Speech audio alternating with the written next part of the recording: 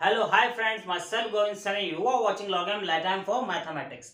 So guys, आज हम discuss करते हैं हमारा नेक्स्ट लेक्चर। उसमें हम बात करेंगे, हम चला रहे थे second order linear differential equations. तो उसमें हम आज एक और मेथड करेंगे जिसमें हम second order linear differential equation का सॉल्यूशन फाइंड करना सीखेंगे। तो देखिए, जो सेकंड मेथड है हमारे पास, वो मेथड है normal form method. Normal form method. तो देखिए, नॉर्मल फॉर्म क्या होती है, नॉर्मल फॉर्म मेथड क्या कैसे प्रोसेस करता है, सबसे पहले हम वो देखते हैं। ठीक है, हम सबसे पहले प्रोसेस देखते हैं। तो हमारे पास जो गिवन होगा वो होगा एक डबल ऑर्डर डिफरेंशियल इक्वेशन। ठीक है, इस तरह से d2y by dx² plus p of x any function of x dy by dx plus q of x y equals to r of x।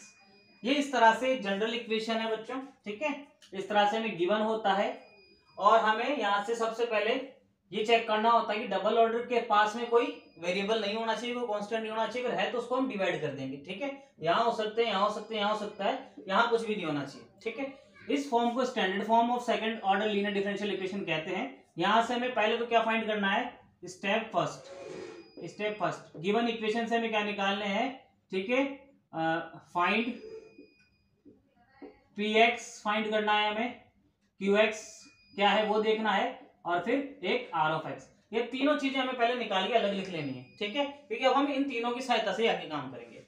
Step second में हमें क्या काम करना होगा, स्टेप सेकंड में हमारे पास हमें u काउंट करना होगा। अब देखिए u है क्या, u होगा एक्सपोनेंशियल, ठीक है, minus half integration of p of x with respect to dx। ठीक है, हमें इस p ऑफ x का x के रेस्पेक्ट में इंटीग्रेशन करना होगा, उसको माइनस हाफ से इंटू करके e की पावर में लगाना होगा। ठीक है, इसको इस तरह से भी लिखा जाता है e raise to power minus half integration px dx। ठीक है, exp का मतलब e की पावर ही होता है। बाद हम स्टेप 3 कैलकुलेट करते हैं। तो स्टेप 3 में देखिए हमें क्या करना होता है, स्टेप 3 के अंदर हमें कैलकुलेट करना है i। देखिए i क्या है, i क्या है, देखिए q minus 1/4 into P square minus 1/2 into dp over dx। इसमें क्या होगा, ये q यहां से, ये p का स्क्वायर यहां से करेंगे और इस p का x के रेस्पेक्ट में डेरिवेटिव करके यहां पे लिखेंगे, फॉर्मूला है, इससे हमारे पास i आ जाएगा। हमें एक चीज ध्यान रखनी है, जो हमारा i है ना स्पेसिफिकली, वो या तो क्या है, ठीक है, i must equals to a constant, ठीक है, और i must equal to 1/x² type. ठीक है, any constant upon x², c upon x² लिख देता हूं। ठीक है, इन दो में से कोई एक फॉर्म में वो होना चाहिए। ठीक है, अगर ऐसा नहीं आ रहा है तो मतलब यहां से इस मेथड से आप आंसर निकालने की उम्मीद छोड़ सकते हैं। ठीक है, तो इस मेथड में सबसे ज्यादा ध्यान देने की बात यह है कि i इस दो फॉर्म्स में से एक होना चाहिए। ठीक है, या तो i किसी कांस्टेंट के इक्वल हो या फिर वो कांस्टेंट अपॉन x² हो जाए। जीरो हो सकता है कि जीरो कांस्टेंट में हम कैलकुलेट कर सकते हैं। ठीक है, स्टेप नंबर 4। ठीक है, हमें एक कैलकुलेट करना है i के साथ साथ स्टेप नंबर 4 में s क्या होगा, देखिए s होता है हमारा r अपॉन u, r ये वाला और u ये वाला। ठीक है, इससे हम r अपॉन u से s फाइंड कर लेंगे। फिर स्टेप नंबर 5 ठीक है, वो क्या होती है, हमें नॉर्मल फॉर्म लिखनी होती है। ठीक है, देखिए नॉर्मल फॉर्म है क्या, नॉर्मल फॉर्म ये होती है d2v by dx² d2v by dx² plus iv is equals to s। ये होती है नॉर्मल फॉर्म। ठीक है बच्चों, ये हो गई नॉर्मल फॉर्म। इस नॉर्मल फॉर्म में i क्या है, यहां से जो कैलकुलेट होगा वो वैल्यू, और s क्या है, यहां से जो कैलकुलेट होगा वो वैल्यू है। अब देखिए स्टेप नंबर 6। स्टेप नंबर 6 में हम क्या करेंगे, we have to find solution of normal form।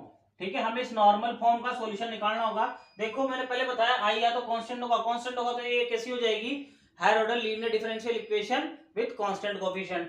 तो हम इसका CF और PI करके निकाल लेंगे। और अगर 1/c² हुआ तो हमें यहाँ पर क्या करना होगा, उसको पूरी इक्वेशन को x² से इंटू करना होगा। ठीक है, और x² से जैसे इंटू करेंगे ये क्या किसमें कन्वर्ट हो जाएगी, ये कन्वर्ट हो जाएगी हमारी होमोजीनियस लीनियर डिफरेंशियल इक्वेशन में, ठीक है। तो वहां से हम इसको उस तरह से log z is equal to log x मानकर सॉल्व कर लेंगे, ठीक है। तो ये हो गई, और नेक्स्ट स्टेप में इसका सॉल्यूशन आ जाएगा, और स्टेप नंबर हमारी लास्ट होगी 5, 6, 7, ठीक है ना। इसका सॉल्यूशन क्या आएगा, देखिए नॉर्मल फॉर्म में सॉल्यूशन आएगा v के इक्वल में, है ना। एनी फंक्शन ऑफ v हमारे पास सॉल्यूशन के रूप में आएगा, v is equal to any function of x आएगा ये, ठीक है। v is equal to any function of x इसका सॉल्यूशन होगा।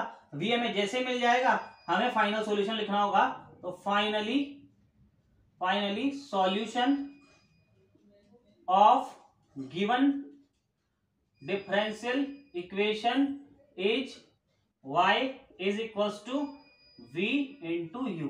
जो ये u यहां से आएगा वो इंटू v हमारा फाइनल सॉल्यूशन होगा। तो ये है बच्चों प्रोसेस, इसे आप नोट कर लें, और इसके बाद अब हम एक एग्जांपल की सहायता से इस प्रोसेस को देखते हैं ये कैसे वर्क करता है। हम समझते हैं normal form method with help of this example, ठीक है। तो यहाँ पे सबसे पहले हमें p ऑफ x लिखना है। p ऑफ x देखिए क्या है, इसका कोफिशिएंट 1 है, तो डायरेक्ट ये जो वैल्यू है d y by d x के पास कोफिशिएंट की, वही p ऑफ x होगा। तो ये हो गया p of x is equal to 2x। Next q of x, y का कोफिशिएंट, q ऑफ x क्या आ गया, x स्क्वायर प्लस 5। अब इसी तरीके से r क्या हो जाएगा, जो RHS में लिखी हुई है वो टर्म, वो क्या है, x e raise to power minus x square by 2, ठीक है। अब हम क्या फाइंड करेंगे, u according to process which is exp of minus half integration p की वैल्यू ये 2x dx। तो देखिए बच्चों इसका इंटीग्रेशन क्या आता है, इसका इंटीग्रेशन आएगा x का x स्क्वायर हो जाएगा, 2 एज इट इज होगा, x स्क्वायर बाय 2 हो जाएगा, which is equals to e raise to power minus x square by 2 लिखा जाएगा, ठीक है। ये हो गया हमारा u आ गया है। और देखिए अब हम फाइंड करेंगे i।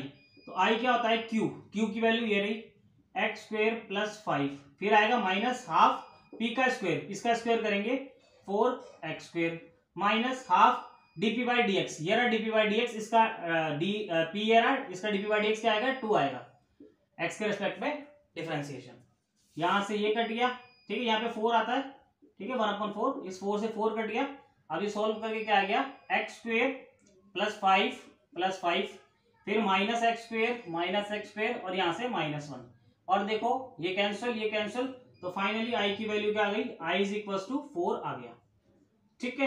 अब हम इसी तरह से s निकालेंगे, तो देखिए s क्या जाएगा, s equal to r upon u, r की वैल्यू ये रही x e raise to power minus x square by 2, ठीक है, अपॉन में u की वैल्यू ये रही e raise to power minus x square by 2, इससे कैंसिल हो जाएगा, और s इज इक्वल टू क्या आ जाएगा हमारे पास, x आ जाएगा, ठीक है।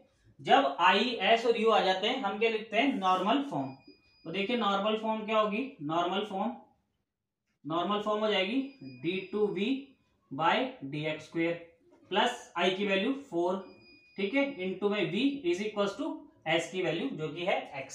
ये है नॉर्मल फॉर्म इक्वेशन, ठीक है। अब हमें इसका सॉल्यूशन निकालना है। तो देखिए देखने से पता चल रहा है कि यहाँ पर ये जो कोफिशिएंट आया है वो कांस्टेंट है, दैट मींस ये कांस्टेंट वाले मेथड से होगी, दैट मींस हम पहले CF निकालेंगे फिर PI निकालेंगे। तब देखिए इसका CF निकालने के लिए इसका d form d square plus 4v is equal to x, ठीक है, ये d फॉर्म हो गया। अब ऑक्सिलरी इक्वेशन, तो ऑक्सिलरी इक्वेशन क्या हो जाएगी इसकी, m square plus 4 is equal to 0, इसके रूट्स निकालेंगे, इसके रूट्स क्या आएंगे, m is equal to plus minus 2 iota, और इस जब plus minus 2 iota complex roots होते हैं तो CF क्या होता है, CF is equal to C1 cos 2x plus C2 sin 2x, ठीक है दोस्तों, ये आ गया CF। अब हमें क्या फाइंड करना है, इस इक्वेशन का PI। तो देखिए इसका PI कैसे फाइंड करेंगे, PI is equal to 1 upon में ये पूरा d फॉर्म का ये वाला coefficient d square plus 4 into में हमारा q ऑफ x, ये वैल्यू, ठीक है, x जो हमारा s आया है ना वो वैल्यू होती है।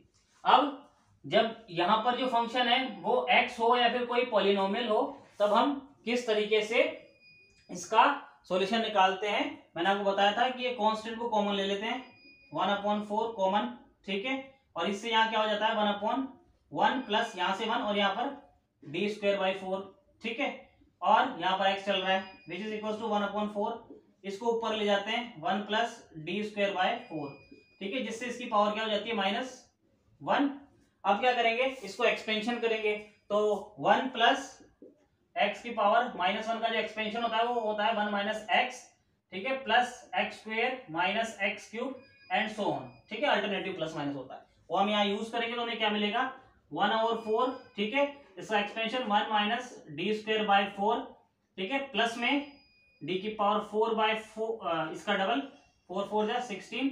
हम ये 3 टर्म का एक्सपेंशन करेंगे क्योंकि हमारे पास x है और x वैसे तो 2 बार डेरिवेटिव करने पर ही 0 हो जाएगा, तो यहीं पर 0 हो जाएगा, हमें इसकी जरूरत भी नहीं पड़ेगी वैसे तो देखिए जब भी एक्सपेंशन लिख लिया जाता है, ठीक है, कुछ टर्म्स तक, तब हम बाहर के फंक्शन को अंदर मल्टीप्लाई करते हैं। तो x जब 1 से मल्टीप्लाई होगा तो क्या आएगा 1/4x माइनस d का मतलब होता है derivative with respect to x, तो ये 2 बार डेरिवेटिव डी स्क्वायर यानी 2 बार derivative with respect to x।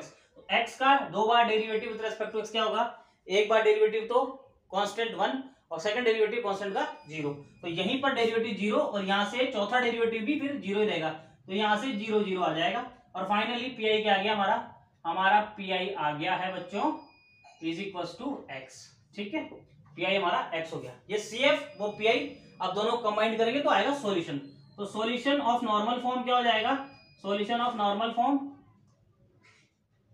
वो देखिए क्या होता है, वो होता है v is equal to C F, ये value c1 cos 2x plus c2 sin 2x, ठीक है, sin 2x, ये प्लस पी आई कर रहा हूं, प्लस में पी आई की वैल्यू x, ये तो हो गया हमारा v यानी solution of normal form.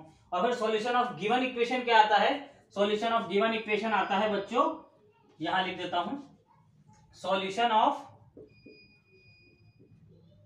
Given equation, solution of given equation देखिए y is equal to u into v, तो u की वैल्यू क्या आई थी e raise to power minus x square और v की वैल्यू ये रही। तो पहले मैं v की लिख लेता हूं सहूलियत के लिए, आप कोई सा भी आगे पीछे लिख सकते हो, कोई जरूरत नहीं है, जैसा मैं लिख रहा हूं वैसा लिखो, u इंटू वी है, चाहे u को पहले लिखो चाहे v को पहले लिखो। ये तो हो गई बच्चों v की वैल्यू यहां से, अब u की वैल्यू ये रही, तो ये यहां पर मैं क्या लिख देता हूं e raise to power minus x square by 2। अब जो बच्चों का सवाल हो सकता था कि यहाँ पर कांस्टेंट क्यों नहीं लगाया, तो बच्चों जब वो अगर कांस्टेंट होता तो मैं उसको यूं लिख देता, इसकी पावर में होता उसको ऐसा लिख देता, और वो कांस्टेंट यहाँ पर आकर फिर अंदर मल्टीप्लाई होकर कांस्टेंट में जुड़ जाता, इसलिए एक्स्ट्रा कांस्टेंट की हमें जरूरत नहीं है, वो सब वहां पे एडजस्ट हो जाता है। यहाँ पर 1/4 भी है, इसको ध्यान रखो बच्चों, ठीक है, ये 1/4 है यहाँ पे, ये कांस्टेंट वगैरह का ध्यान रखना बस, ठीक है। तो ये हो गया हमारा इसका सॉल्यूशन, गिवन प्रॉब्लम का सॉल्यूशन आ गया है, ठीक है। सो ये था कि हम नॉर्मल फॉर्म मेथड को कैसे यूज करें। So that's it from my side. Myself Govind Sani. You are watching Log M Latam for Mathematics.